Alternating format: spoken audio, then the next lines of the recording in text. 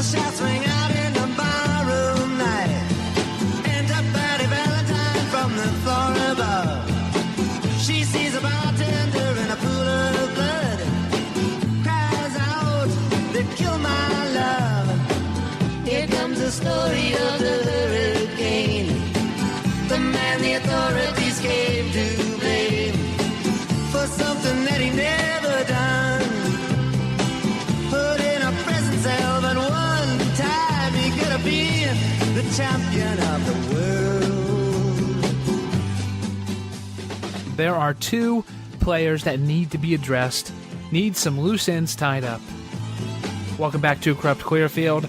Remember, you can check out all of these documents that we go over for yourself by accessing the Dropbox folder link at corruptclearfield.com. The two players are Billy Jack and Stephanie Cooper, John's former attorney. You see, both of them played pivotal roles in everything that happened. I've explained a lot about those roles in terms of Stephanie Cooper's participation, but not a whole lot as far as Billy Jack is concerned. And I told you folks at the very beginning, Billy Jack was someone that we would sort of isolate from the main story because his is a more personal story with John and less overall concerned with the arcing narrative that we pieced together of what happened to John when he was chewed up and spit out by the court system. So I'm going to give you a little bit of background information on Billy Jack in this podcast, and then give you folks the cliff notes of my conversation I had with Stephanie Cooper before I decided to move forward and talk to the Clearfield County District Attorney's Office, police, and everyone else, and was turned down from them. I wanted to talk to her to try to get the truth out of her mouth to find out what had happened before I went and talked to them. Unfortunately, she did not provide much helpful information, as you will hear about next episode. All right, let's go ahead and talk about Billy Jack. I did an independent background check of Billy Jack. Found his real name is actually James McPherson, which is strange because when I talked to him, it was not something he was willing to give me openly. In fact, he resisted the idea that I would actually be able to find his real name, telling me that people in high up places know his name, they've tried to get at him before, and they weren't able to. Whatever that's supposed to mean. When I first began my investigation, I was told by my in-laws that Billy Jack was trying to raise money for a retainer fee so that John could be represented in court. This seemed fairly normal, and without knowing all the other details of the investigation, I figured Billy Jack, who had taken over as pastor when John was jailed and was his best friend, was just trying to do what any friend would do and covering the legal expenses for his buddy.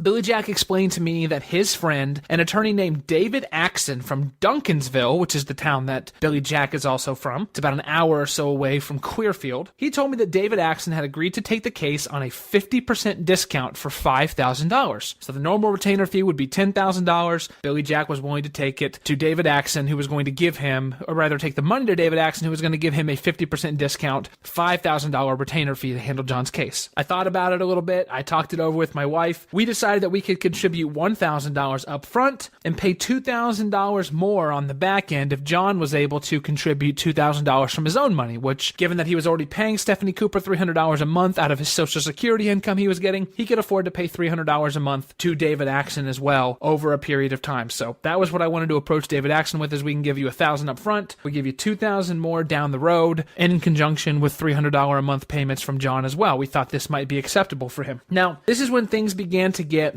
very weird, and when I realized something undoubtedly had to be off. You see, Billy Jack said, that sounds great. Send me the $1,000 via MoneyGram. MoneyGram being a service kind of like Western Union where you have to pay a fee. Often it's like a 10% fee, so that's $100 off of the $1,000 that would go just to MoneyGram fees. I told Billy Jack, I'll call David myself and make the payment over the phone, even if a credit card processor passes along the fees to the person making the payment, and then they pass it along to the consumer. It's usually only 3 or 4%. So, a lot less money, $3 or $4, as opposed to like a $100 fee from MoneyGram. Or sorry, $30, $40 or whatever. But you get the point. Also, there's a good chance that the payment would just have no processing fee whatsoever, because that's how most places that accept credit cards operate. Billy was insistent that I send the money via MoneyGram, but he finally relented, and upon my further insistence, he gave me David Axon's contact information. Now, I called David's office and left a voicemail. I actually called numerous times. Nobody answered. Finally, I decided decided to leave a voicemail. And the next day, Billy Jack called me and said David Axon was furious because he only wanted to deal with Billy Jack, not anybody else. And I asked Billy Jack why that was. I said, Billy, why didn't David Axon just call me back and tell me that himself? This further agitated Billy Jack, and he wouldn't give me any reasons to the questions I was asking, and we got off the phone. Then, a little bit later that same day, Billy Jack called me back again and said that David had decided he would still take the case and asked me once again to MoneyGram him the $1,000. At this point, I decided to call David Axon again myself. I was not sending any money to anybody until I figured out what the hell was going on. And this time I got through to his secretary, who put me on the line with David. As I began to explain myself to David, I realized why he had never called me back from the initial voicemail that I had left. He had no clue what I was talking about. I sounded like a crazy person. That voicemail I left him was left with the presupposition that he and Billy Jack had already talked and that David already knew what was going on with this case. He knew nothing about the situation, and he claimed his retainer fee was $10,000, no exceptions. Well, I chose not to tell Billy that I had talked with David, and I simply declined to send the money via MoneyGram. When I was interviewing folks in Clearfield as well, I talked to Tom Holt, like I told you about in the second episode that we had, and Tom told me that Billy Jack had approached him with the same story as he approached me about needing some money, and he would be the one who would play middleman and take the payments to David Axon. He had asked Tom, if you remember, Tom had left John's church, the Believer's Tabernacle, to start his own congregation, and Billy Jack was asking Tom if his congregation would raise some money for John's legal defense and then give it to him so he could pass along to David Axon so they would have a legal defense. Very strange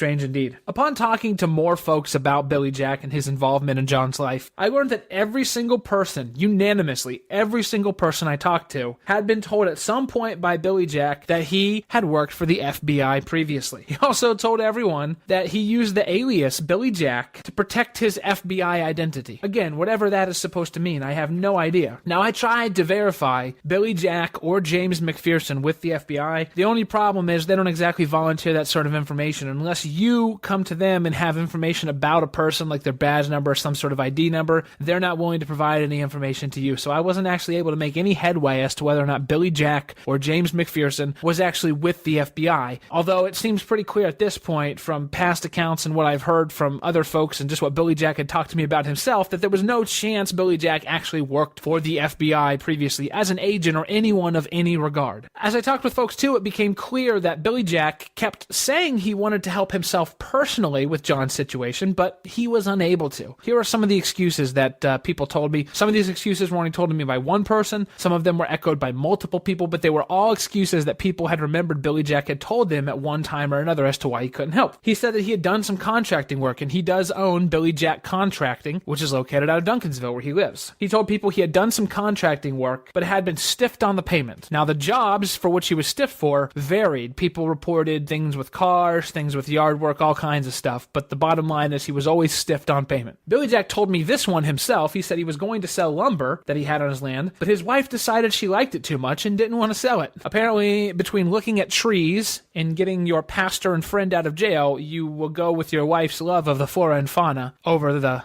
former. He told some folks his sister had died and he had to travel back to Wyoming for a little while. He also told people that he owned land in Wyoming and had been sending his brother regular payments to pay the taxes on the land, but his brother hadn't been paying them and the government seized the land, and Billy Jack had no more claim to the land to sell, which he could use to help John out with as well if he would have still had it. He also claimed that he contacted Jay, I believe it's Sekulow, at the ACLU, who was going to help, but to this day, Jay has not appeared in any way, shape, or form to assist with John's case. The folks I talked to said Billy Jack would often take the phone when attorney Stephanie Cooper would call, walking into another room and continuing the conversation in private, so that John wasn't even a part of the conversation that was taking place between Billy Jack and Stephanie Cooper, his attorney. They were also under the impression that Billy Jack was essentially the middleman between John and Stephanie Cooper, that John had essentially handed over duties to handling his legal situation with Stephanie Cooper to Billy Jack. When I talked to Billy Jack about this, he denied that claim. If you remember back to the incident where Tara had arrived at the Phillipsburg Church of Latter-day Saints to take all of the possessions from John's house, John and Her's house, claiming it was marital property, and you remember the police report stated that Billy Jack had written a letter for John stating that he was a former FBI agent and that Tara was actually the one that had to leave, that this letter Billy Jack wrote superseded the actual PFA arrangement. Now, the police officer, if you remember, talked to Billy Jack Jack on the phone, basically laughed at him and told him not to interfere in the case again. Billy Jack claimed he was FBI. He got laughed at by a police officer from Lawrence Township. My thought would be if you were an actual FBI agent with any kind of sway, that simply would not happen. Questions remain though. Why did he tell John that he could draft legally binding documents and then convince John to provide those documents to police at his own peril, to the point where the police officer said, you know, John, I have enough grounds to arrest you for a PFA violation at this point in time because this document's not legally binding and you are not honoring the PFA. Doesn't sound like something an actual friend would do. Did Billy Jack break the law when he told the police officer he was a former FBI agent? Better yet, did he break the law by telling all the folks in Clearfield, including his congregants, that he's a former FBI agent? Is he impersonating an officer? If he really is FBI, why didn't he press the issue at any point in this entire case with John? It seems like if you're in the FBI, you probably know someone who knows someone. You can give them a call and have a situation like this get sorted out very quickly. Yet that never happened. Some more oddities that occurred is the fact that John actually wrote Billy Jack into his will to receive the house and the church. Now, the church is paid off, the house is not. But the church could be sold and the money could be used to pay off the house. I'm not saying that anyone's told me this or said this, but it just is the logical progression that one could follow. I think another question that needs to be asked is, where was Billy Jack on the night that the like button was pressed on Facebook? You remember John being at home, printing off pictures of Tara's Facebook posts because she's posting the items she stole from the house as marital property. He's documenting them so that he can have a chance to recover them, or at least recover their monetary value after this whole situation is done. And this just happens to be the time that the like button accidentally gets pressed after the district attorney's office, the police station, had all colluded together with Tara to make sure Officer Podlisky comes out to the house. I'd like to know where Billy Jack was that night. Was he in the vicinity? Was he in the proximity? Did he encourage John to print those pictures out so that they would be sitting there so they could be taken and gathered into evidence against John? There's also another report, and I'd like you to direct your attention to all of the files right now. A report where John actually went into the police station because he claims he found multiple listening devices inside of his house. They found listening devices, bugs essentially, where someone would have been spying or listening in on him. And the official police report says that John went to the police station, he asked about them, but the police officer said, if you don't actually have them, sir, there's nothing we can do about it. John said, I don't have them any longer. I crushed them. I destroyed them. The police officer said, well, I'm sorry. If you bring them back, we can actually take a look at them. I asked Billy Jack about this. Billy Jack said he actually brought them into the police. Contradicts the official police report where it says John went to the police. Billy Jack says he brought the bugs into the police station after he found them and gave them to the police officer. He says the police officers told him to come back the next day and that they would tell him what they had found. They had analyzed them. That seems like an awful quick turnaround for analyzing some evidence. Billy Jack said he went back to the police station the next day. They no longer had the bugs, pretended that he had never came in the first place, and Billy Jack said that the officer that had originally taken the bugs, it turns out was a loan from another police department across town. He doesn't remember the name of the officer, so there's no way to track him down. John told me Billy Jack was the one who initially found the bugs himself. He found the bugs and gave them to John, who then crushed them. And here's the kicker. John tells me the reason he didn't have the bugs with him when he went to the police station was because Billy Jack said, let me have them. I will take them to my friends at the FBI and they will analyze them for us. So John, the official police report jives with what he said. John went to the police station to report them. The police officers did nothing because they didn't have the bugs in hand. John didn't bring them in. John tells me he gave the bugs to Billy because Billy said, I will take them to my FBI friends and they will look into them. And then Billy told me when I talked to him that he took them to the police station. The police took them from him and then acted like that he had never brought them in. So we have some contradicting stories here, and I'm inclined to believe the official police report because it jives with what John told me, which definitely puts some questions out there as to what Billy Jack was actually trying to pull. Did his FBI contacts ever get back to him? Did they ever tell him anything about those bugs? I would love to know. A few more things that came up when I actually sat down and talked with Billy Jack are as follows. I asked Billy how he met John in the first place. It turns out they met at an out-of-town church conference. Billy Jack claims he was driving past the exit to Clearfield on his way to somewhere else, and he remembered John from the conference. Apparently they had exchanged numbers, so he called John and said, do you want to grab lunch? I'm right by your exit. John said yes, and apparently their friendship grew from there. According to everyone I've talked to, this was roughly 1 year after John and Tara became married. Multiple people told me one of the things John had been praying for ever since Tara and him had become married, because remember, Tara moved quickly through church leadership to basically clear out all of the other people who were in church leadership. You remember Lee Dixon, you remember Tom Holt. All those folks cleared out and they left the church because they were at odds with Tara. So John had been praying with Tara and with the remaining members of the congregation that God would send a friend to him that would pick up the mantle as basically being the number 2 in the church, the associate pastor, and just because he needed a friend. His friends were gone at this point. And Billy Jack just magically arrives on the scene after driving past the exit and thinking to himself, gee, I should call John up. Let's get lunch and turn into BFFs. That's best friends forever for those of you of the older generation that are listening into this. Now, for what it was worth, and I'm not sure exactly how much it is worth at this point, Billy Jack did express a deep disdain for Stephanie Cooper, and he corroborated everything I had learned about her, saying that she really didn't act as though she had John's interest in mind. Whether this was a feigned act on his part or he was being serious, I don't know, because when a person is this dishonest about something, you really can't tell a whole lot about whether or not they're telling the truth on other matters. But the thing that sealed the deal and made me most uncomfortable, actually, when I talked with Billy Jack, was when I confronted him about his former FBI claims. When I said, so, you used to work for the FBI, he told me, who said that? I never said that. When I told him that everyone I interviewed unanimously said that he had told them he was a former FBI agent, he got very quiet, looked away, and chose not to answer me. Finally, he told me, completely unprovoked, that he was, quote, connected very high up in government, and that people had tried to come after him before, but they weren't able to, and they wouldn't be able to this time. He said no one would be able to find any info about him, even if they wanted to. I continued asking him similar questions, but he repeated those same answers over and over again until our conversation had finished. Now, for those of you sleuths out there, for those of you listening who might want to take on the role of detective yourself, this is probably the one that I still need the most help with, because I have no clue who Billy Jack actually is. In fact, nobody in Clearfield knows anything besides these things that I've told you that he told them. And as you can tell, they don't reveal a whole lot of information about the actual person. Thanks for listening to this episode of Corrupt Clearfield. Remember, you can follow along with all of the documents I'm referencing at corruptclearfield.com. Just scroll down and click the link to the Dropbox file. All the documents are cataloged in order as they appear in each episode. You can also help to support this investigation as it continues, and also our family as we attempt to recover from the damage that has been done. You can donate either by going to corruptclearfield.com and clicking the link as you scroll down the page, or you can go directly to paypal.me/crazygaby. That's my broadcasting alias. Again, that's paypal.me/CRAZ as in zebra, Y, GAB as in Bravo, EY. Thanks for listening. Until next episode.